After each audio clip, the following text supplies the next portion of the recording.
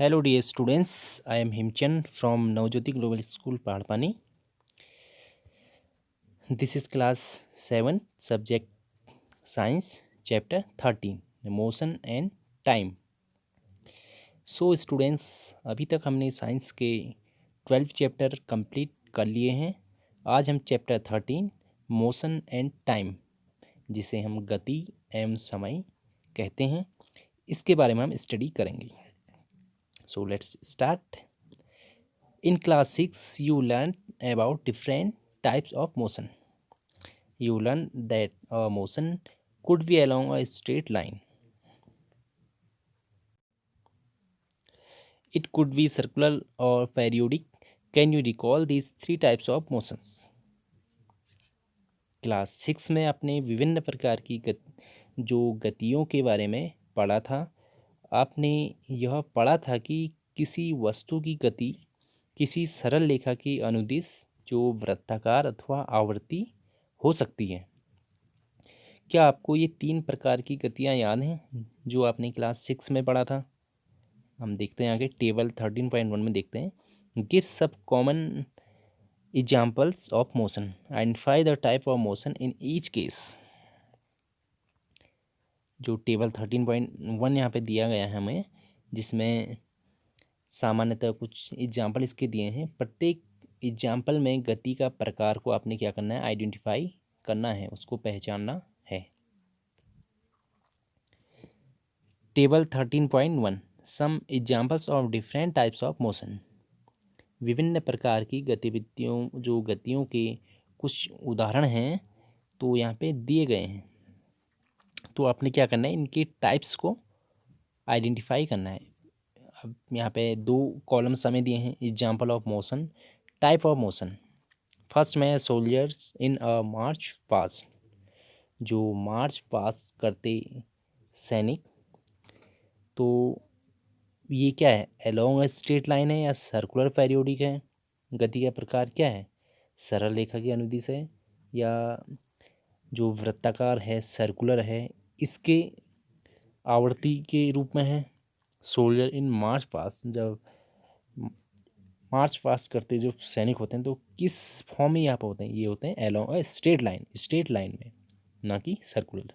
तो आपने यहाँ पे क्या करना है, अलोंग अ स्ट्रेट लाइन।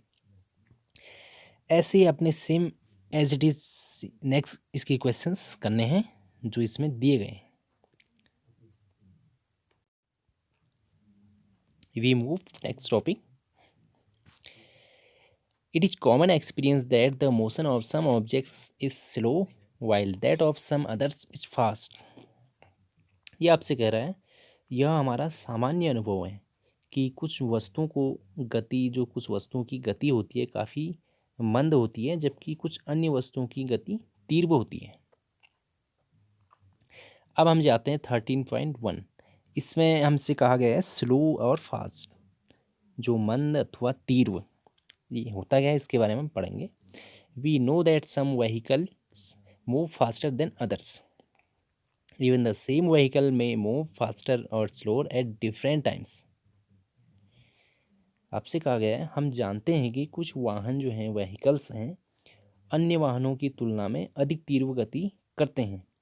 यहाँ तक कि एक ही वाहन, जो एक ही व्हीकल है, वो विभिन्न जो समस्याओं पर, समयों पर तीव्र अथवा मंद गति करता है। Make a list of 10 objects moving along a straight path, group the motion of these object as slow and fast. How did you decide which object is moving slow and which one is moving fast? जो सरल रेखीय पथ की अनुदिश गति करने वाली 10 वस्तुओं की आपने क्या करनी है, 10 जो ऑब्जेक्ट्स हैं उनकी आपने सूची बनानी है। इन वस्तुओं को गति की जो 2 वर्गों पर आपने डिवाइड करना है। एक में आपने करना है कि जो स्पीड जा रहा है, जो काफ़ी तेज़ जा रहा है, और एक जो मंद गति से चल रहा है। तो इसमें आपने इसको डिवाइड करना है। आपने यह कैसे निश्चित किया कि कौन सी वस्तु मंद गति कर रही है और कौन सी तीव्र गति कर रही है, ये आप कैसे डिसाइड कर पाएंगे?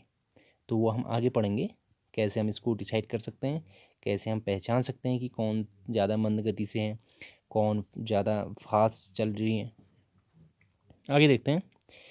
If vehicles are moving on a road in the same direction, we can easily tell which one of them is moving faster than the other. Let us look at the motion of vehicles moving on a road. यदि किसी सड़क पर कह रहा है कि कई वाहन एक ही दिशा में गति कर रहे हैं, इस सेम डायरेक्शन में जब वो गति कर रहे हैं, तो हम यह सरलता से बता सकते हैं कि उनमें से कौन सा वाहन अन्य की तुलना में तीव्र गति कर रहा है। ये हम काफ़ी आसानी से ईजिली तरीके से हम इसको बता सकते हैं कि ये कौन ज़्यादा उस पर गति कर रहा है। Let us look at the motion of vehicles moving on a road. आइए हम सड़क पर चलने वाले वाहनों को, जो वाहनों की गति है, उनको यहाँ पे देखते हैं।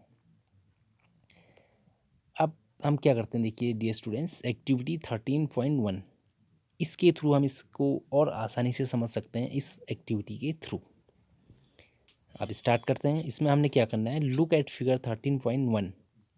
आपने सबसे पहले 13.1 में एक आपको फिगर दिया गया है, उस फिगर को आपने देखना है। देखिए 13.1, ये आप देख सकते हैं। देखिए इसमें vehicle moving in the same direction on a road. जो यहाँ पे व्हीकल्स हैं, ये एक ही डायरेक्शन में क्या कर रहे हैं, जा रहे हैं। देखिए सेम डायरेक्शन में। अब आगे हम देखते हैं। It shows the position of some vehicles moving on a road in the same direction at some instant of time. Now look at figure 13.2. It shows the position of the same vehicles after some time. From your observation of the two figures, answer the following questions. अब क्या करना है, इसमें किसी क्षण पर सड़क पर एक ही दिशा में गति करते कुछ वाहनों की स्थिति दर्शाई गई है। जो 13.1 हमने फिगर देखा था, उसमें दर्शाया गया है। इनमें उन्हीं वाहनों को कुछ समय पश्चात की स्थिति दर्शाई गई है। दोनों फिगर जो हैं, इनकी आपने क्या करना है, ऑब्जर्वेशन के आधार पर, प्रक्षेपणों के आधार पर निम्नलिखित प्रश्नों के उत्तर आपने देने हैं। अब क्वेश्चन क्या है, देखिए। Which vehicle is moving the faster of all, fastest of all means कौन सा वाहन सबसे तीव्र गति कर रहा है, सबसे फास्ट कौन सा वाहन चल रहा है। Which one of them is moving the slowest of all, और इनमें से सबसे मंद गति कौन कर रहा है। ये आपने मूविंग मतलब इसकी जो डायरेक्शंस हैं यहाँ देख के आपने बताना है। देखिए सबसे फास्ट कौन चल रहा है, सबसे मंद जो चल रहा है कौन चल रहा है, आप बता सकते हैं पिक्चर्स को देख के। नेक्स्ट हम देखते हैं। The distance moved by object in a given interval of time can help us to decide which one is faster or slower. For example, imagine that you have gone to see of your friend at the bus stand. Suppose you start pedaling your bicycle at the same time as the bus begin to. It is easy to decide whose speed is the highest. One who takes the shortest time to cover the distance of 100 meters has the highest speed. अब हमसे कहा गया dear students कि कोई मंद अथवा तीव्र गति करता है, इसका निर्णय करने में वस्तु द्वारा किसी दिए गए काल अंतराल में चली गई दूरी जो हमारी सहायता कर सकती है। जैसे एग्जाम्पल के लिए आप कल्पना करें कि आप अपने मित्र को विदा करते समय जो बस अड्डे जा रहे हैं, तो मान लीजिए आप जो बस के चलते ही अपनी साइकिल के जो जब वहाँ पे साइकिल करेंगे तो हम वहाँ पे क्या पा सकते हैं, तो अतः हम तय की गई जो दूरी है के लिए एक कुल समय से विभाजित करके चाल प्राप्त वहाँ पे हम कर सकते हैं। नेक्स्ट हम देखते हैं स्पीड। स्पीड के बारे में हम पढ़ेंगे। स्पीड जिसे हम बोलते हैं चाल। अब ये क्या होती है, देखिए, you are probably familiar with the word speed. In the examples given above, a higher speed seems to indicate that a given distance has been covered in a shorter time or a larger distance covered in a given time. Speed का मतलब क्या होता है, speed का मतलब ये होता है, देखिए, जब हम कहीं भी जा रहे हैं तो कोई ना कोई हमारी वहाँ पे स्पीड रहती है। आप कदाचित चाल शब्द से परिचित हैं। ऊपर दिए गए जो उदाहरण हैं में अधिक चाल से यह संकेत मिलता है कि किसी दी गई जो दूरी को कम समय में तय किया गया हो अथवा किसी दिए गए समय में अधिक दूरी तय की गई हो, उसे हम क्या बोलेंगे? चाल। समझ रहे हैं बात को? आगे हम देखते हैं। The most convenient way to find out which of the two or more object is moving faster is to compare the distances moved by them in a unit time. Thus, if we know the distance covered by two buses in 1 hour, we can tell which one is faster. We call the distance covered by an object in a unit time as speed of the object. ये हमसे कह रहा है कि दो या अधिक वस्तुओं में कौन तीव्रतम गति कर रहा है, इसे ज्ञात करने की सबसे सुविधाजनक विधि यह है, कह रहा है कि हम इनके द्वारा किसी एकांक समय में तय की गई दूरी ज्ञात करें। इस प्रकार यदि हम दो बसों द्वारा 1 घंटे में तय की दूरी जानते हैं, तब हम यह बता सकते हैं कि उनमें से कौन अपेक्षाकृत मंद है। किसी वस्तु द्वारा एकांक समय में तय की गई दूरी को हम उस वस्तु की चाल कहते हैं। इसे हम स्पीड बोलेंगे। आगे हैं, when we say that a car is moving with a speed of 50 kilometers per hour, it implies that it will cover a distance of 50 kilometers in 1 hour. However, a car seldom moves with a constant speed for 1 hour. In fact, it starts moving slowly and then picks up speed.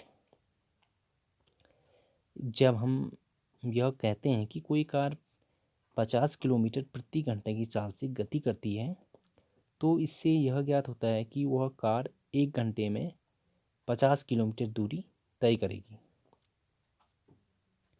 यहाँ पे तथापि कोई car विरले ही 1 घंटे तक किसी नियत चाल से चलती है। वास्तव में यह धीमी चाल से गति आरंभ करके फिर अपनी चाल बढ़ाती है। अतः जब हम यह कहते हैं कि किसी कार की जो चाल है 50 किलोमीटर प्रति घंटा है, तो प्रायः हम केवल कार द्वारा 1 घंटे में तय की गई दूरी पर ही विचार करते हैं।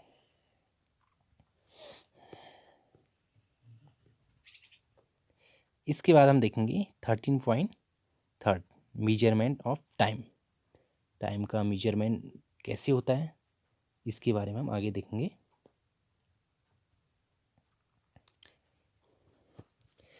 If you did not have a clock, how would you decide what time of the day it is?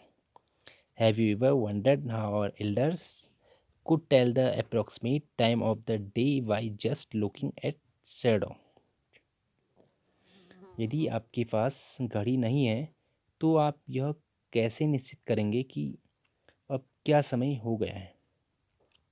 क्या कभी आपको यह जानने की उत्सुकता हुई है कि हमारे जो बुजुर्गों को किस प्रकार केवल छाया देखकर दिन के समय का अनुमान लगा लेते थे? आगे हम देखते हैं। Our ancestors noticed that many events in nature repeat themselves after defined interval of time. हम 1 माह के काल अंतराल को कैसे मापते हैं? हम 1 वर्ष के काल अंतराल को कैसे मापते हैं? देखते हैं आगे।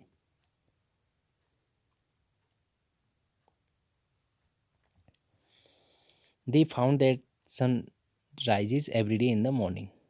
The time between one sunrise and the next was called a day. Similarly, a month was measured from one new moon to the next. A year was fixed as the time taken by the earth to complete one revolution of the sun. Often we need to measure intervals of time which are much shorter than a day. Clocks or watches are perhaps the most common time measuring devices. Have you ever wondered how clocks and watches measure time? अब हमसे कहा गया है कि जब हमारे जो पूर्वजों ने यह देखा कि प्रकृति में बहुत सी घटनाएं निश्चित अंतरालों के पश्चात स्वयं दोहराती हैं, जैसे एग्जाम्पल के लिए निश्चित अंतराल की जहाँ पे उन्होंने यह भी पाया कि सूर्य प्रतिदिन प्रायः उदय होता है और एक सूर्योदय से अगले सूर्योदय के बीच के समय को एक दिन कहा गया है। इसी प्रकार एक अमावस्या से अगली अमावस्या के बीच के समय की माप माह के रूप में की गई। एक वर्ष उस समय के लिए नियत किया गया जितने समय में पृथ्वी सूर्य की एक परिक्रमा पूरी करती है। प्रायः हमें एक दिन से काफ़ी छोटे समय अंतरालों को मापने की भी आवश्यकता पड़ती है। संभवतः समय मापने की सबसे सामान्य युक्ति जो वॉच है, घड़ी ही है। क्या आपको कभी यह जानने की उत्सुकता हुई कि जो घड़ी है समय कैसे मापती है? आप बता सकते हैं कि आप घड़ी जो मेजरमेंट करती है टाइम का, ये कैसे करती है? आगे हम देखते हैं। The working of clocks is rather complex but all of them make use of some periodic motion. One of the most well-known periodic motions is that of a simple pendulum. मतलब जो घड़ियाँ की जो कार्यविधि काफ़ी जटिल होती है, परंतु सभी घड़ी में आवर्ती गति का उपयोग किया जाता है। जो सिंपल जो पेंडुलम्स होता है इसका ही यूज वहाँ पे किया जाता है, तभी ये समय का मेजरमेंट करते हैं। इसे हम बोलते हैं मेजरमेंट ऑफ टाइम।